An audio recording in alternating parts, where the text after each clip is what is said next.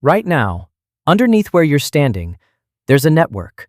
You can't see it, you can't feel it, but it stretches for 110 quadrillion kilometers. That's a billion times the distance from the Earth to the Sun. It weighs more than 4 times every human being on the planet combined, and until June 2026, nobody had ever mapped it. Take a teaspoon of healthy soil. Inside that single teaspoon, there are 10 meters of it. 10 meters in a teaspoon. Threads thinner than a human hair, 25 times thinner.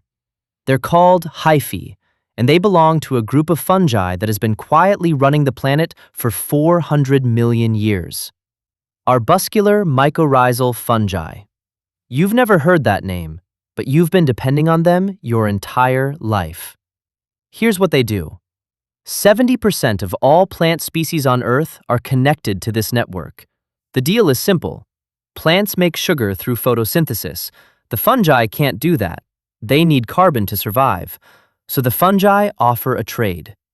They wrap around plant roots, extending them, not a little, up to 100 times their original reach. And through those extensions, the fungi deliver nutrients: phosphorus, nitrogen, water. In fact, more than 80% of all the phosphorus a plant needs comes through this fungal network, not from the soil directly, from the fungi. In return, the plants hand over carbon. It's the oldest trade deal on Earth, and it's been running, without interruption, for longer than any animal has existed.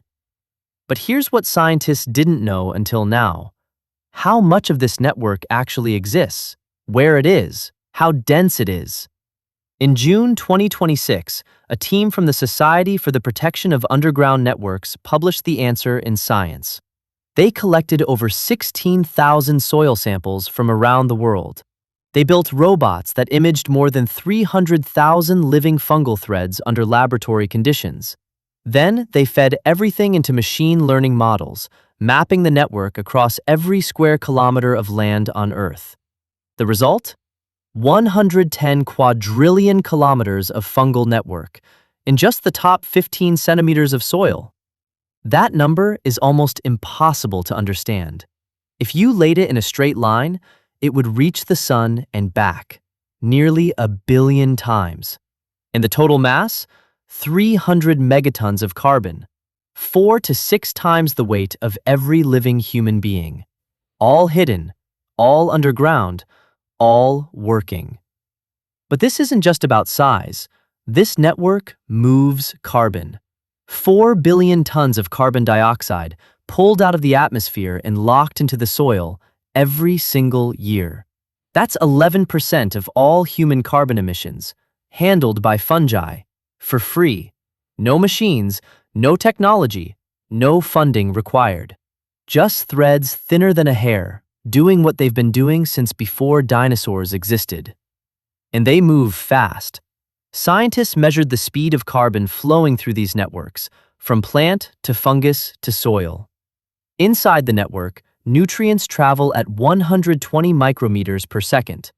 That doesn't sound like much, but if you were shrunk to the size of a fungal thread and standing inside the network, that flow would feel like 400 kilometers per hour, a high-speed train. Underground, made of fungus.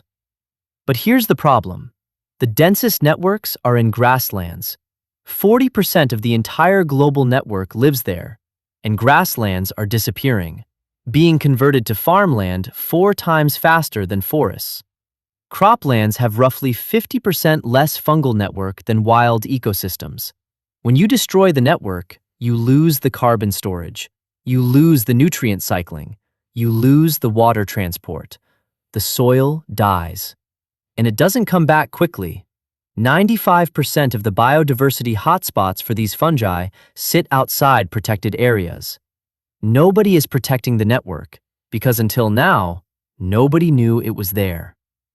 Think about that. Every forest you've walked through, every park, every garden, underneath, a living network stretching in every direction, trading, transporting, connecting. Trees talking to each other through fungal threads, plants feeding fungi, Fungi feeding plants. A circulatory system, not for a body, but for the entire planet. And it was here long before us. It will be here long after. The question is whether we'll leave enough of it intact for it to keep doing what it's been doing for 400 million years. 110 quadrillion kilometers, right under your feet.